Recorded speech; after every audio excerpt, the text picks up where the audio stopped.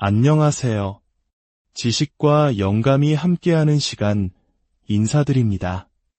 혹시 몰입이라는 단어를 들으면 무엇이 떠오르시나요? 시간이 가는 줄도 모르고 무언가에 흠뻑 빠져드는 경험, 아마 누구나 한 번쯤은 느껴보셨을 겁니다. 하지만 현실은 어떤가요? 스마트폰에서 끊임없이 울리는 알림, 잠시만 한눈 팔면 우리를 유혹하는 수많은 콘텐츠들. 우리는 어쩌면 인류 역사상 가장 집중하기 어려운, 가장 산만한 시대를 살고 있는지도 모릅니다. 그렇다면 이 거대한 방해의 물결 속에서 우리는 어떻게 스스로를 지키고 진정한 집중의 즐거움을 되찾을 수 있을까요? 오늘 우리는 집중력을 극단까지 끌어올리기 위해 자신만의 성을 쌓은 한 사람의 이야기로 시작해 보려 합니다. 그의 방법은 단순하고도 극단적입니다.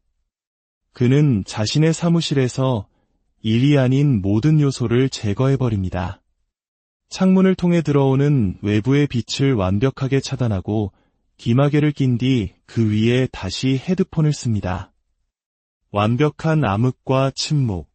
그가 창조한 이 고요한 공간에서는 오직 해야 할 일만이 존재합니다. 스마트폰은 어떨까요? 그는 특정 앱을 사용해 전화, 문자, SNS 알림 등 모든 통신 기능을 원천적으로 차단합니다. 그의 스마트폰은 그 시간 동안은 말 그대로 벽돌이 됩니다. 이 잠금을 풀기 위해서는 물리적으로 건물 반대편까지 걸어가야만 하죠. 그는 이처럼 의지만으로는 부족하다는 것을 알고 방해받을 수 있는 환경 자체를 파괴해버리는 것입니다. 물론 이 방법이 모두에게 정답은 아닐 겁니다. 어떤 이에게는 창밖의 푸른 나무와 따스한 햇살이 오히려 창의적인 영감을 주고 활력을 불어넣어 주기도 하니까요. 실제로 많은 연구들이 자연광이 인간의 생산성에 긍정적인 영향을 미친다고 말합니다. 중요한 것은 나에게 맞는 방법을 찾는 것입니다. 하지만 그 모든 방법의 핵심에는 하나의 공통된 원리가 숨어 있습니다. 바로 일이 아닌 모든 것을 제거하라는 것이죠. 나를 방해하는 것이 창밖의 풍경이라면 창문을 등지고 앉고 소음이라면 헤드폰을 쓰는 것처럼 말입니다. 여기서 한 가지 중요한 질문이 생깁니다. 그렇다면 휴식은 어떻게 구분해야 할까요? 일에 지쳤을 때 잠시 산책을 하거나 커피를 마시는 것도 방해 요소일까요? 그는 휴식과 방해를 구분하는 명확한 기준을 제시합니다. 바로 장기적인 관점에서의 총생산량입니다. 예를 들어 45분간 집중해서 일한 뒤 10분간 바깥에 나가 신선한 공기를 마시고 돌아왔다고 가정해 봅시다. 20분의 휴식은 그 후의 업무 효율을 극적으로 끌어올려 결국 하루 8시간 동안의 총 업무 성과를 높일 수 있습니다. 이런 휴식은 단순한 멈춤이 아니라 더 높은 생산성을 위한 전략적 투자인 셈입니다. 반면 일하는 도중에 5분간 SNS를 확인하는 것은 어떨까요? 그 5분은 우리의 집중력을 완전히 흐트러뜨리고 다시 원래의 몰입 상태로 돌아가는데 훨씬 더 많은 시간과 에너지를 소모하게 만듭니다. 이것이야말로 생산성을 갉아먹는 진짜 방해입니다. 결국 생산성이란 단순히 더 빨리 일하는 능력이 아닙니다. 정해진 시간 안에서 일하기로 마음먹었을 때 다른 짓을 하지 않는 능력에 더 가깝습니다.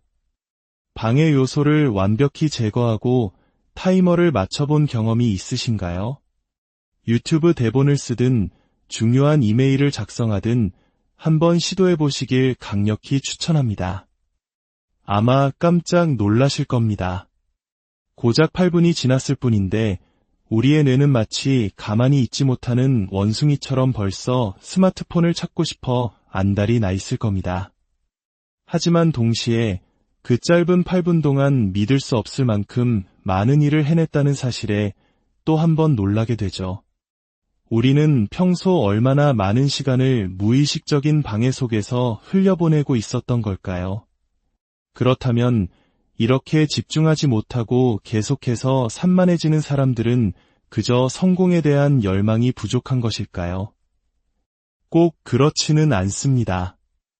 이 모든 행동의 이면에는 보상 시스템이 작동하고 있습니다. 당장의 편안함과 즐거움이라는 당근이 미래의 불확실한 성공이라는 당근보다 더 크게 느껴지기 때문에 변화하지 못하는 것입니다.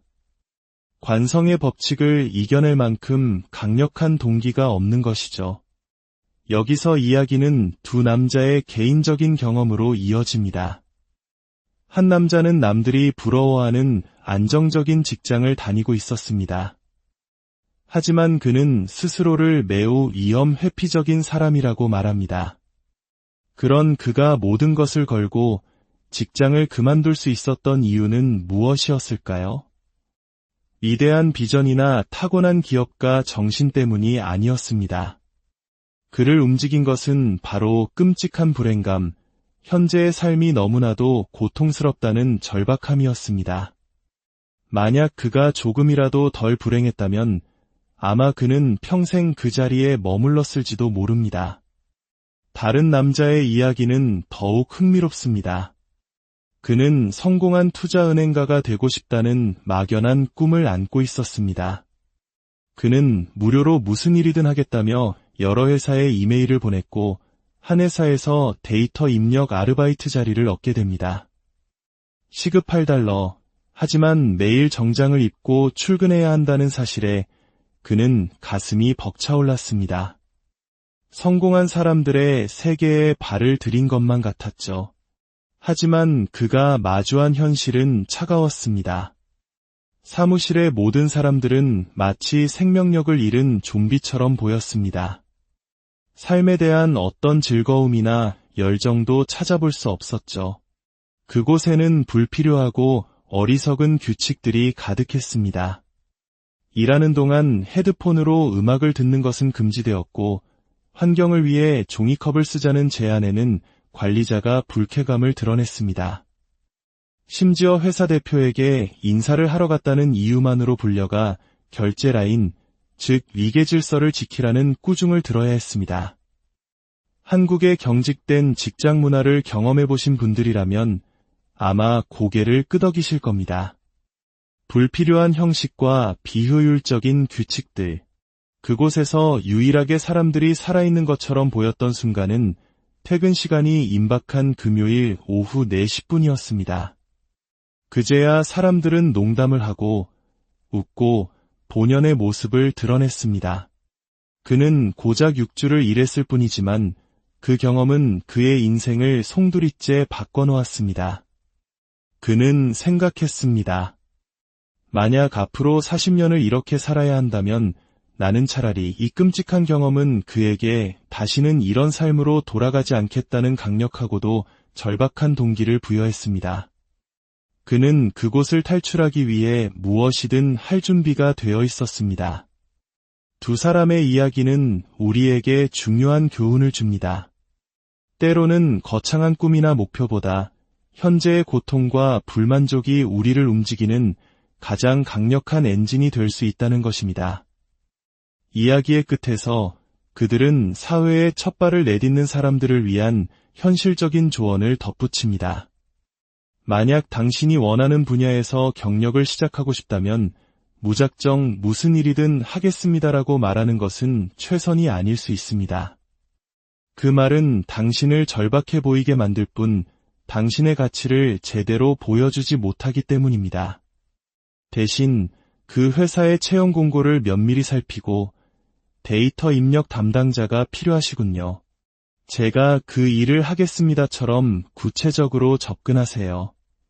일단 조직의 안으로 들어간 후에 점심시간을 활용해 다른 부서 사람들과 교류하고 네트워크를 만들고 당신이 정말로 배우고 싶은 기술을 익혀나갈 기회를 찾는 것이 훨씬 현명한 전략입니다. 또한 모두가 선망하는 화려한 회사의 문만 두드리지 마세요. 그런 곳은 당신처럼 무슨 일이든 하겠다는 지원자들이 넘쳐나는 수요와 공급이 완전히 불일치하는 시장입니다. 대신 조금은 덜 알려졌지만 내실 있는 회사, 당신의 노동력과 열정을 진정으로 필요로 하는 곳을 찾아보세요. 삶의 많은 기회는 바로 그렇게 경쟁이 덜한 의외의 장소에서 발견되곤 합니다. 오늘 이야기가 여러분의 삶에 작은 영감의 불씨가 되었기를 바랍니다.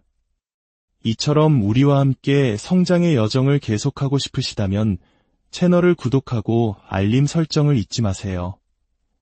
여러분의 좋아요와 공유 하나하나가 저희에게는 더 좋은 콘텐츠를 만드는 큰 힘이 됩니다. 당신의 시간은 무엇과도 바꿀 수 없는 소중한 자산입니다. 그 시간을 무의미한 방해 요소가 아닌 오롯이 당신의 목표와 성장을 위해 사용하시길 진심으로 응원합니다. 감사합니다.